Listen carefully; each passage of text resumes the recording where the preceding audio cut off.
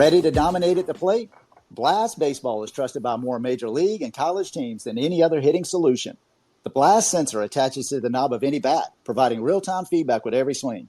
Go to blastmotion.com and enter code NOWD1 at checkout to save $25.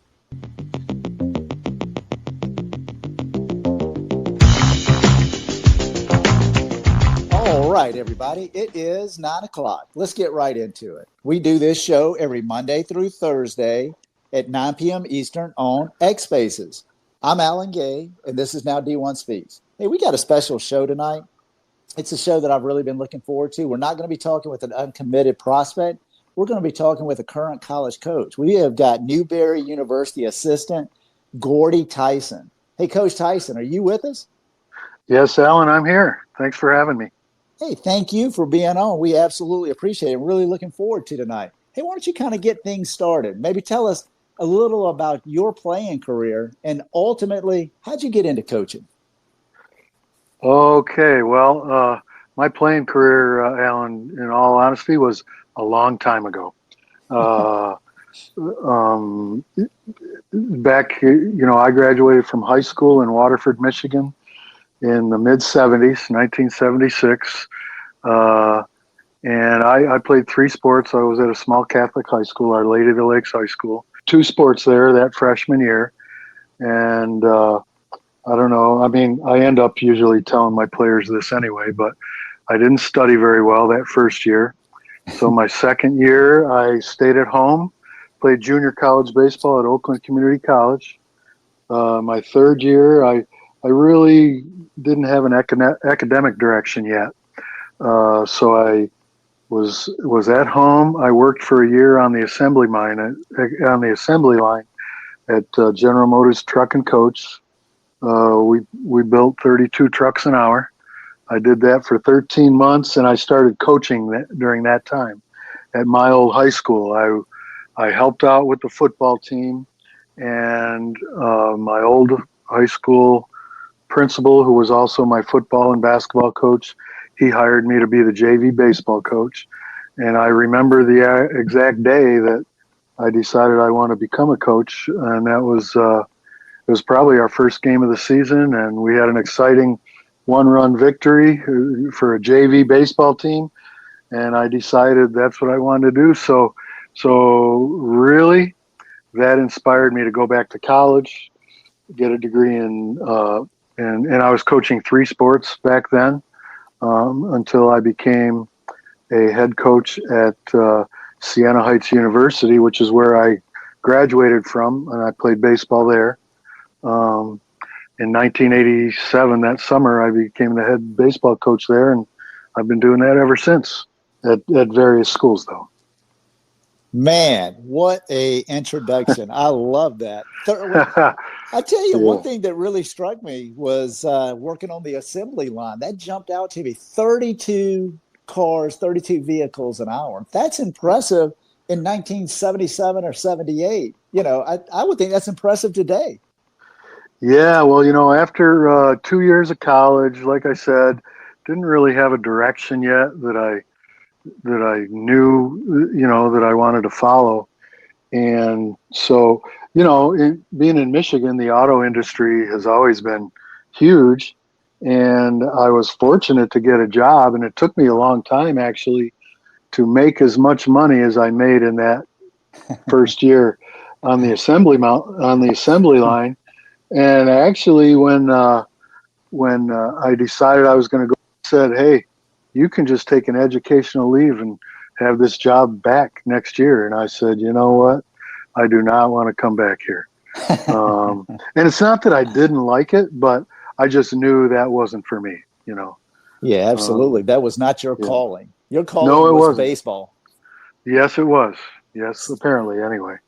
So let me ask you something. All right, so 2 years, then a year on the assembly line. So you're like 20 years old, 21 years old when you became the JV coach?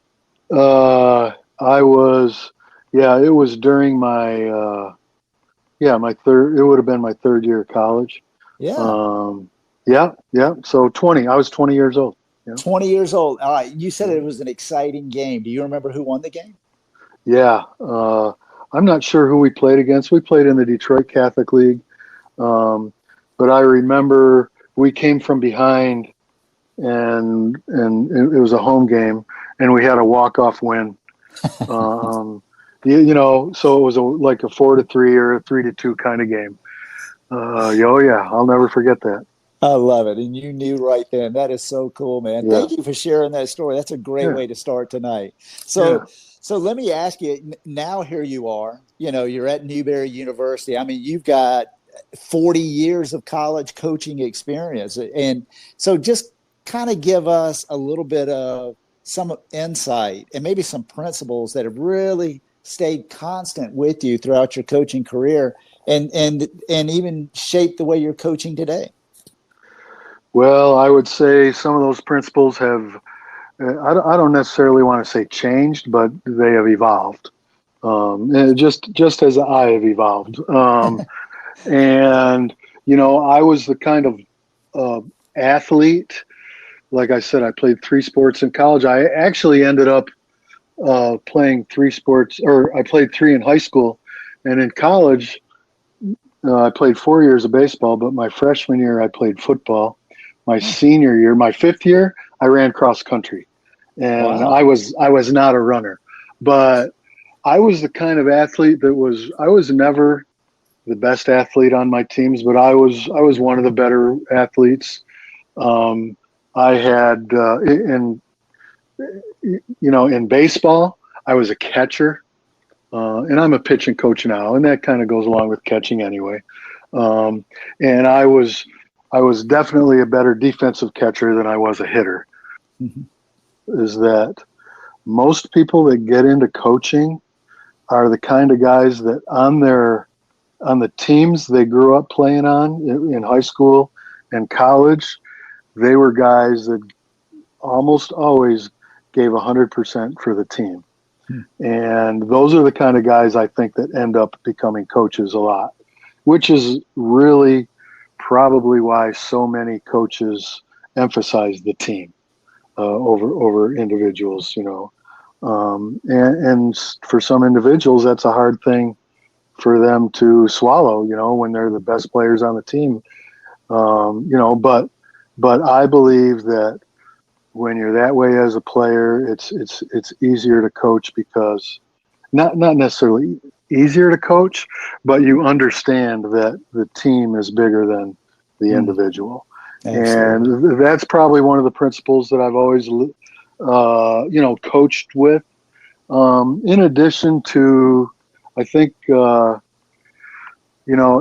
a coach, I've gotten better at a lot of things, and I do many things differently than I used to do when I was a younger coach. Be able to connect with the guys that I coach.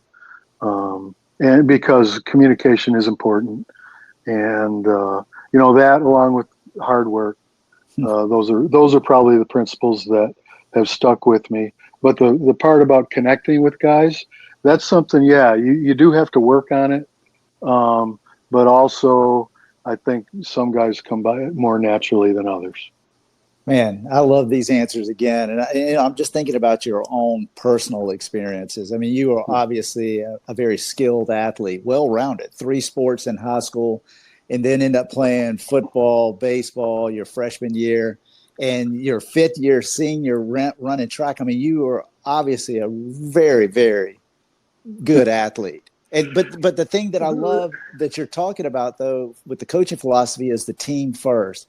And I just love the way you must have kept that in perspective, because it seems like it would have been easy to really kind of feel your own individual abilities and not really be able to focus on the team. I think that's pretty impressive. It's almost like you being a catcher and then becoming the pitching coach, seeing it from the other side. I think that's really probably kind of unique overall to be able to see it from a different angle. There are a lot of catchers who become major league managers. Mm-hmm. And I think that's no accident. The catcher's the guy that sees the whole field when he's, behind the plate and really is involved with decision making that sometimes even pitchers aren't involved in. Mm-hmm. But as far as the other part about coaching, and this is why, and I know this is not related to your question, but many of us college coaches like to recruit guys who played multiple sports in high school, like I did, and even did in college. And part of the reason is because when, like myself, for example, I was, like I wasn't ever the best athlete, but I played different roles in football and basketball and baseball. And even in cross country, I was a horrible cross country runner, but I had a role on our team. And when you learn how to play different kind of roles, like you might have like a kind of a best player role in your main sport, but in other sports you might or something like that. So you learn those things, and becoming a coach, it's helpful, I think, to be able to understand how guys on the bench or guys that are role players feel, and because we know how most of us that were, playing in the lineup every day understand what it's like to be in the lineup, but we don't always understand what it's like to be that guy that might only get in every other weekend or something like that.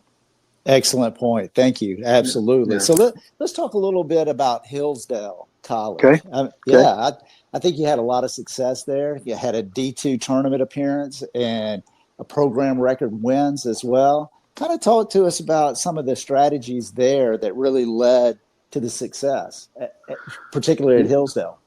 Yeah, well, at Hillsdale, I was there 8 years from, 2014 season through 2021. My son, Eric, was my boss. He was the head coach. So I went over there and joined him. I was the pitching coach, and he was a pitcher only in college. He became our hitting coach. And Hillsdale is an outstanding academic institution, Division II regionals, and those were the first regionals that Hillsdale played in Division II, and they became Division II way back. Well, shoot, they were Division III until I think 1960 when I was 2 years old. So then they went to Division II, and we're never in a Division II postseason, regional until what year was our first year in there? 2016, and then again we were there in the regionals in 2018.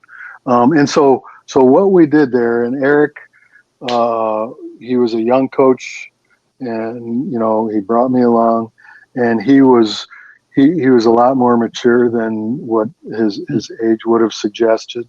He was in his late 20s.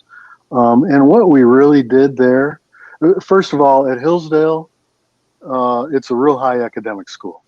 And so all the guys we were getting were in recruiting were a lot smarter than we were.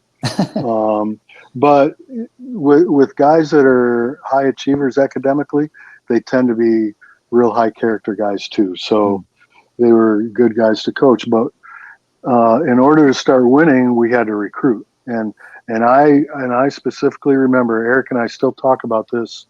Like he was an assistant there for 3 years before he became the head coach. But when the first year or two, when we'd get phone calls or emails from high school coaches around the state of Michigan or summer coaches, and they all knew Hillsdale was a high academic school, they would say, "Hey, we got a guy that'd be great for Hillsdale, blah, blah, blah."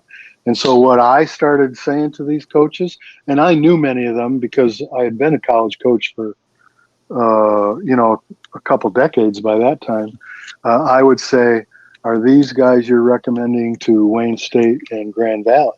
and they almost all the time would say, "No, they can't play there."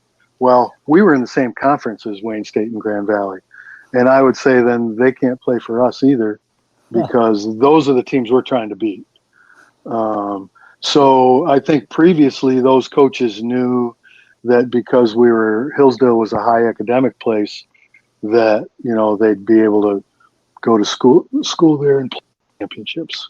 So in addition to we tried to recruit kind of dirtbags that were high achieving guys in the classroom, but at the same time we had a little bit of a small field, and so we really tried to recruit bigger guys with power potential, and we were trying to recruit kind of bigger pitchers with power potential as well. And so that made it, those guys were good for our field and a few other fields in our conference. But by the same token, we knew that the mental game was important. So those first couple of years, with Division II rules as far as practice time and stuff like that, what we did after fall ball was we were doing what we called chalk talks, and they weren't like, X's and O's chalk talks. It was more mental game stuff. And so part of that was, just getting the guys to believe they were champions before they actually became champions, and visualizing themselves, with a championship trophy or shaking hands or dogpiling or whatever it was. So actually we're champs. Man, that is outstanding. I am really enjoying tonight, Coach Theisen, all the way around. And I'm sitting here thinking about you guys. The first thing you really did was just raise the recruiting floor right off the bat. Yeah. Oh, what a great comment. Hey, would you recommend these guys to Wayne State and Grand Valley? No. Well, that's not who we're looking for either. I love that right off the bat. And then, of course, the mental aspect went right with it. But the thing that I kept thinking about the whole time you were talking, Coach Theisen, what a fantastic memory for you and your son. I mean, to have the opportunity to be coaching at the highest levels that you can honestly coach, and to be together and to have the experiences that y'all had together for 8 years. I mean, that's just amazing. That's something you guys will obviously have for the rest of your life, and you'll draw on so many conversations and, hey, do you remember when such and such, and immediately just start laughing. I mean, that is so cool. I mean, that just really kind of touched my heart to think about the opportunity to work either with my dad or my son. That's so cool. Oh yeah. And really, there's challenges that come with that, of course. But the rewards and like you said, the memories, almost a 24-hour basis, 365 days a year, was better than you can even imagine. And it's not just, doing something with a family member or with my son. But it's learning and growing from so many times from his example as well, and that's one of the things. I'm 65 years old. And I still feel like I really connect to college age guys. But I also know that if I can't embrace learning from young guys and learning from the new ways that baseball is being taught today, then I will become obsolete. So, so that stuff is important. But like you had said, the opportunity to coach with Eric was certainly ultimately going to be probably the best 8 years of my professional life. I bet it is. I bet it was. Oh, yeah. Hey, everyone that is joining this evening, thank you so much for being here. We absolutely appreciate it. If you got in late, don't worry about it. We record this space, so we're going to be able to replay it in its entirety later after we complete it.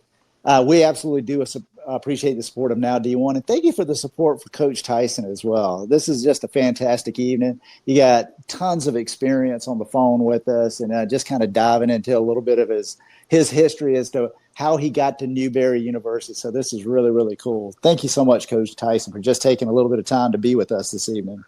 I'm enjoying it, Alan. Thanks. Oh, well, thank you. So, you've been at various levels coaching. 40 years you've been at this thing. But primarily, if we're really thinking about maybe some D3 schools and D2 schools, talk to us just a little bit about maybe what some of the differences are there, and some of the specific needs or challenges, or even the type of athlete that you're really looking for.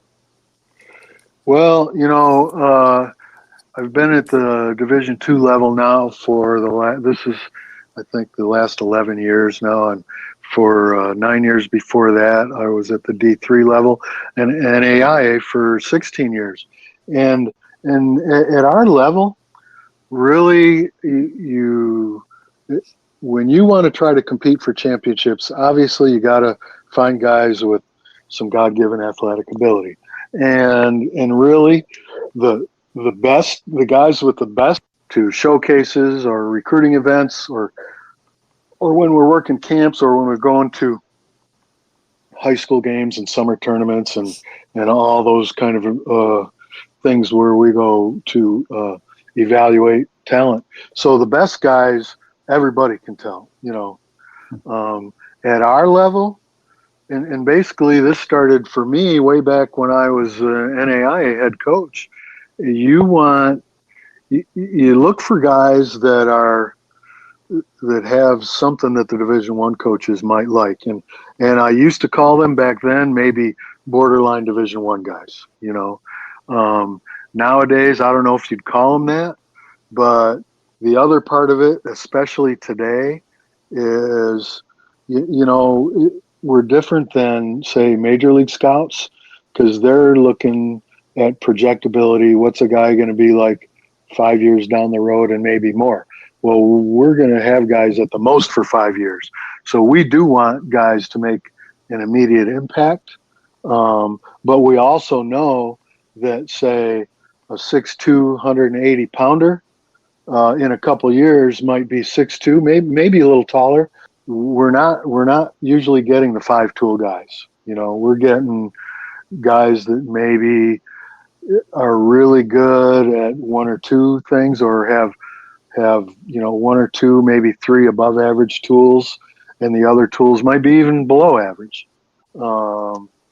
And sometimes, depending on your needs for a year when you're recruiting, you might say, well, we need some more guys with power, or we need some more speed guys. And so then you might be focusing for, a 12-month recruiting period on guys like that. Or it might be, man, and I've gone through times, and right now we're at Newberry. We have a need for more left-handed pitching, really. But we had that need the first few years at Hillsdale too.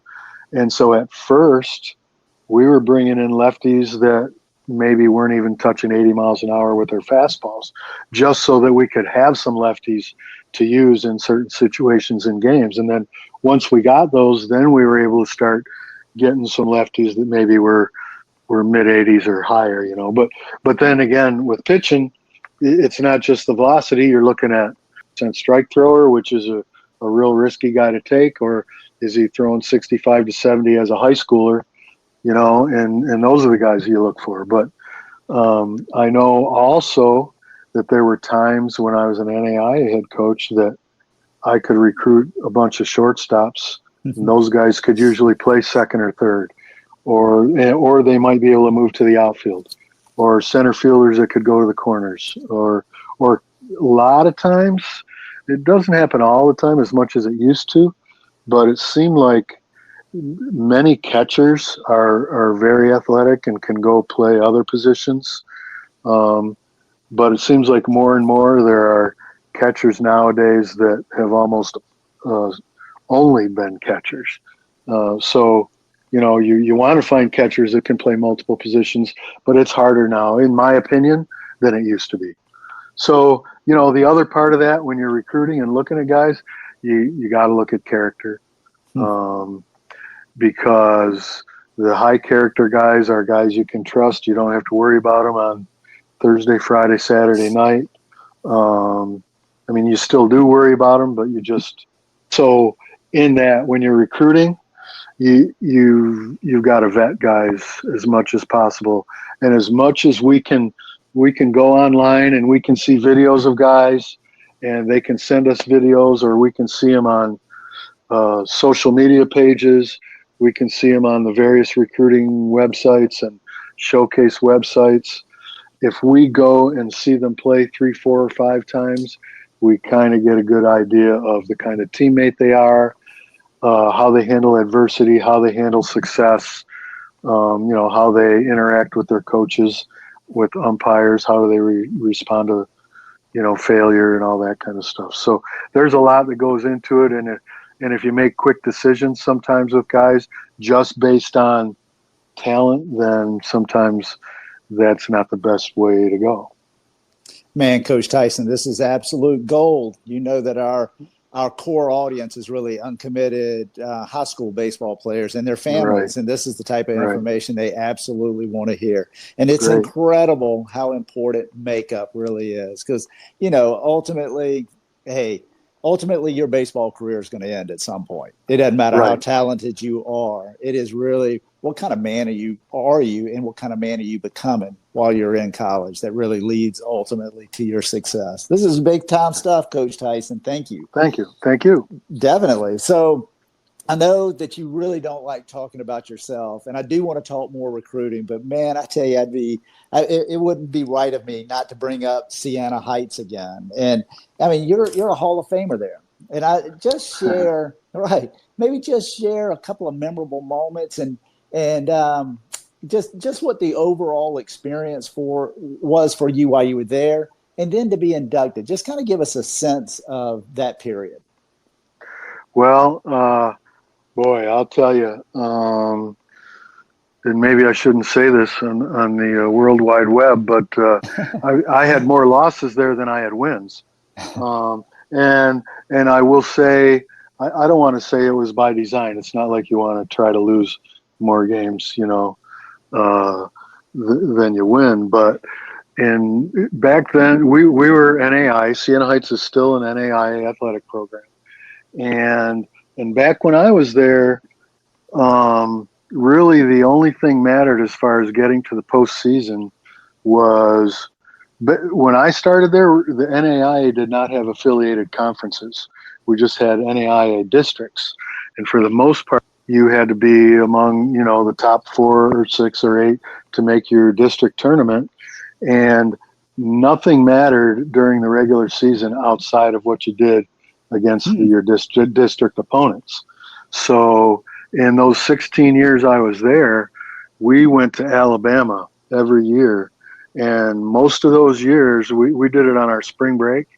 And my first year, we went to Alabama and spent a couple days in Panama City, Florida. But we were 0-10. And my mistake that year was not the 0-10 part, but it was scheduling a couple off days that week, because it ended up that off days we practiced, but those were 75-degree sunny days. And we got rained out on a couple other days. And so I decided then, forget it, we're not going to schedule any off days. So generally, I was scheduling 8 double headers in 8 days. Oh my goodness. And this is pretty much unheard of nowadays. And we were playing all Alabama schools. And at the time, we were playing against Birmingham Southern College, top schools, University of Montevallo, which was Division II. North Alabama was Division II.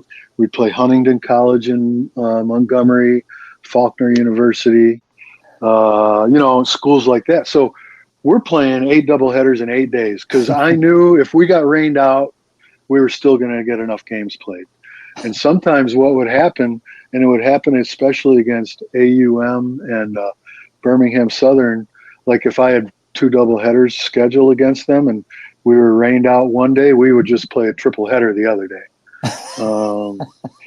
But if we had 3 wins out of 16 games playing a schedule like that, I knew we were going to be pretty good. And also, when I was recruiting pitchers at that time, then I could sincerely tell pitchers that we're playing 16 games in 8 days. You're going to get a chance to pitch at least probably 2 or 3 times. But during those years, you can say I'm in the Siena Heights Hall of Fame the summer of '87. So, there weren't a lot of baseball seasons played before I became the head coach. So I was there for 16 years. So by the time I left, I had been there more than half the time that there were males going to the school. We did have, I don't know, a couple championships during those times. We had a few guys drafted and a few more that signed pro contracts. And so, we were having success. And we were, playing a lot of games. And the beautiful thing I felt like when I was inducted in the Siena Heights Hall of Fame is one of my pitchers, Jason Martinez, was inducted the same time that I was. And I hadn't seen Jason in quite a while. He lives in the El Paso area now. And he was one of the guys we had drafted. And unfortunately, he would have been inducted in the Hall of Fame much earlier than he did, but he was drafted after his junior year of college, and you can't get in the Siena Heights Hall of Fame unless you graduate. And so he finally be able to go in with him, and he's a high school coach now in Texas. But all the memories obviously are, you have memories with championship teams, but more than that, and especially, as long as I've been around, and especially being in Michigan for as long as I was, I ended up recruiting the sons of guys that played for me at Siena Heights. And even if I didn't recruit their sons, then I ended up seeing a lot of them while their sons were playing high school and summer baseball, over the years. And so it's those relationships. Coaching is all about relationships, and especially with, the way social media has blossomed in the last few decades, I'm able to connect with them via social media, and I still am in touch with them. And shoot, I've got players that are grandparents now, and I'm not a grandparent. So it's awesome to be able to still have those connections with those guys. Those are probably the things that I remember most. And actually, I don't know, we were talking about something that happened years ago, probably at Siena Heights. Yeah, my ex-wife said something about remembering a guy that dove headfirst into a base and his finger was sideways, and she's a health professional, so she remembers those kind of things. And I told them that,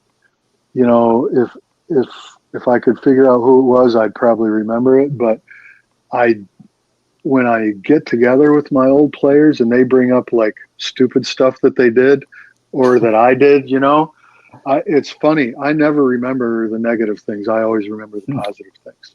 So ultimately, most of my memories center around, interacting with my guys.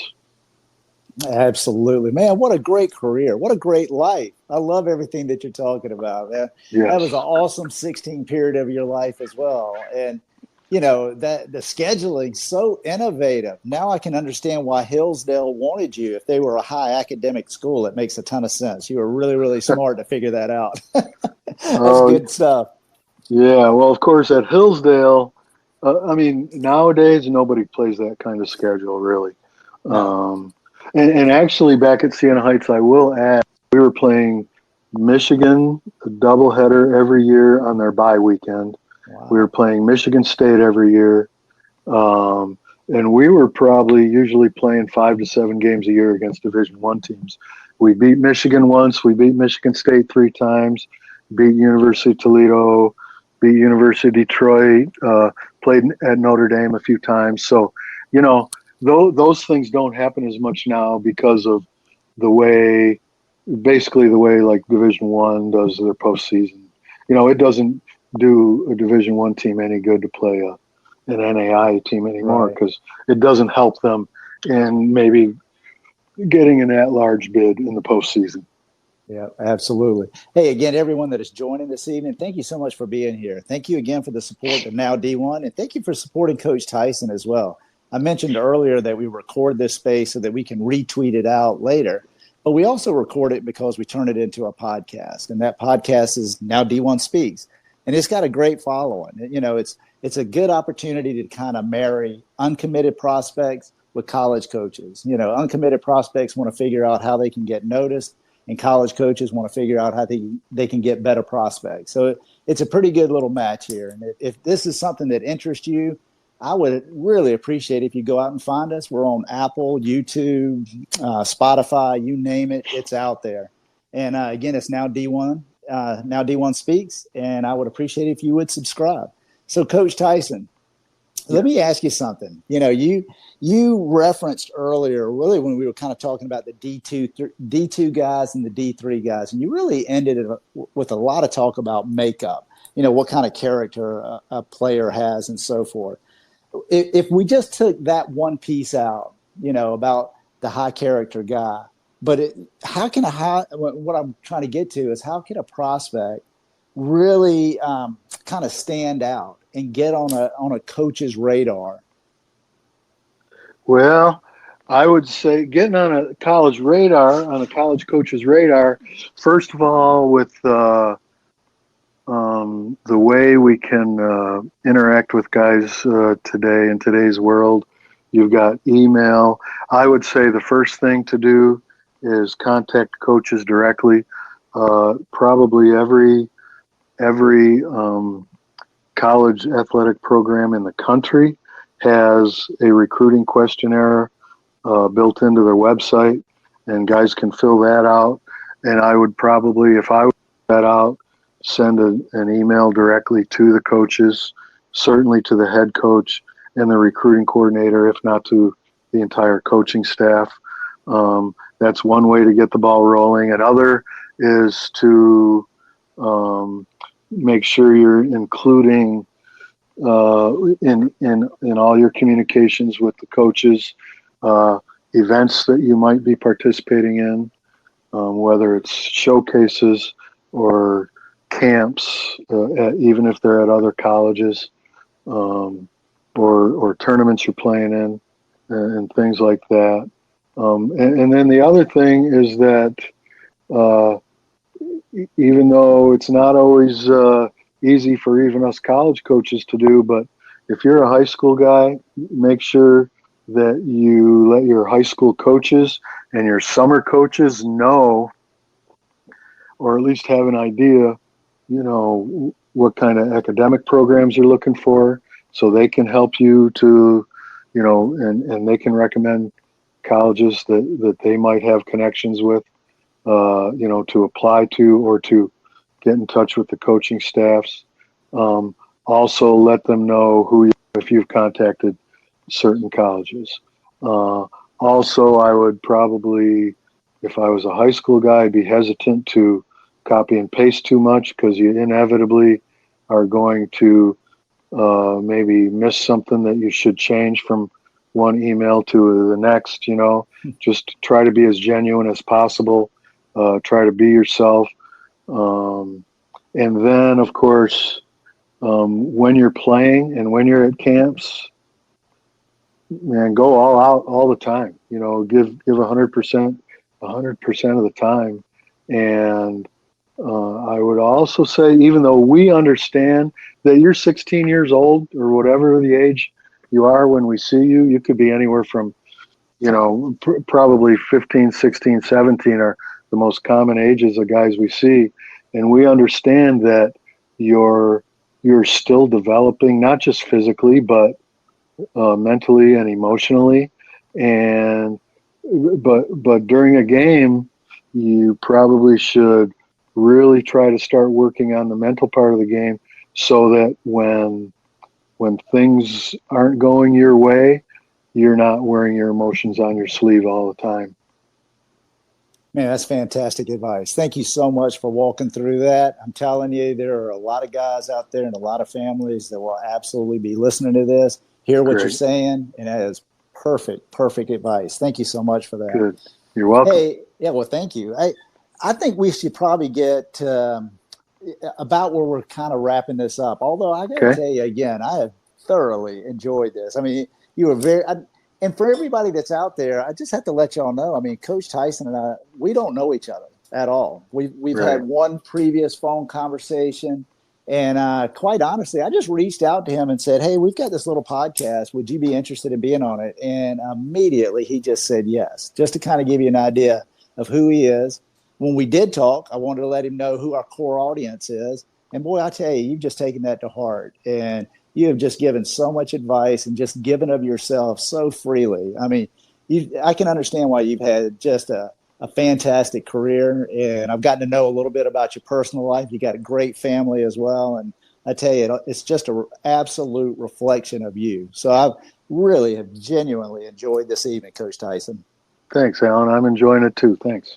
Definitely. So maybe one last question. And again, I just kind of want to think about the young guys here. And maybe it's somebody who's just starting high school and they are really, really good baseball player. And they want to be a good baseball player for as long as they can.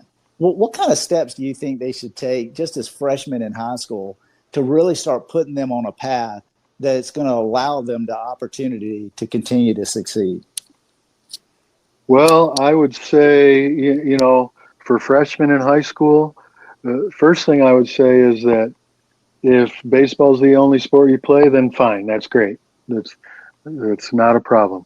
If you are enjoying playing more than baseball, or if you're enjoying playing other sports in the fall and winter, then that's great too. I would want to discourage you from quitting to play another sport if you're still enjoying playing those other sports, because you can learn a lot from your coaches in those other sports, from your teammates, and you can learn a lot about competing, being a team player, and all that kind of stuff. The other thing when it comes to strictly coming to baseball is that I'd say that you want to challenge yourself, whether that's, maybe putting yourself in a situation where you get playing time, a challenge for you to play the positions you like to play, etc.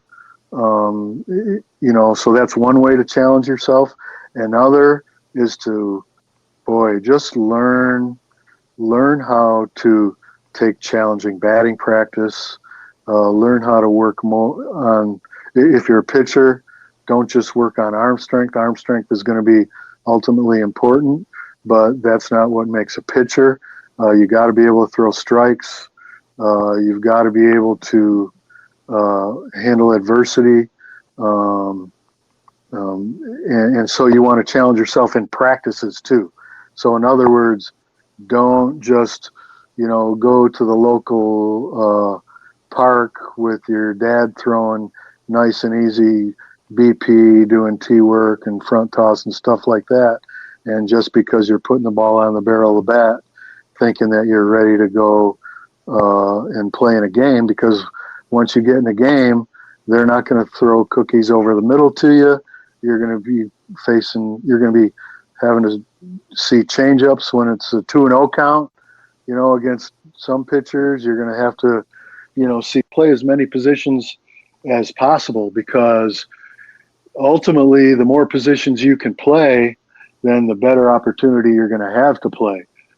Because if you do get recruited and land on a college roster and you're, say, a shortstop, well, it's possible that, shortstops are generally the top athletes on teams, and there might be some studs ahead of you. So you got to be able to make sure you can play other positions. Also, make sure you're working on your speed. And certainly in ninth grade, if you're not in there already, get in the weight room. And get in the weight room and make sure you've got a mentor or a coach who can help you to train you in there, so that at least you're doing exercises the right way, that's good for your health and your body, and they can help you advance there. But in today's world, as opposed to when I was coming up there, when I played, there were some coaches that didn't want baseball players to lift weights. Now it's really a necessity. So I would do all those things, or handling adversity, or handling success as well, and being a great teammate. Those are all the things that you can start working on as a ninth grader. Man, what great advice. Just a great night. I got to tell you, Coach Tyson, man, I just wish you going forward nothing but the best of success. And I certainly wish Newberry the best of success this year as well. So, again, thank you so much for being here. Thanks, Alan. I appreciate it. Thanks for having me. Absolutely. And with that, I want to say we're probably going to end it for tonight. So, good night. Hey, let me ask you something. Are you ready to dominate at the plate this season? Blast Baseball is the #1 hitting improvement solution, trusted by more major league, college, and travel ball teams than any other. The Blast sensor attaches to the knob of any bat, providing real-time feedback with every swing. Metrics are automatically sent to a smartphone app, generating insights that allow you to analyze and improve your hitting like never before. Go to blastmotion.com and enter code NOWD1 and you will save $25 at checkout. Unlock your potential with Blast.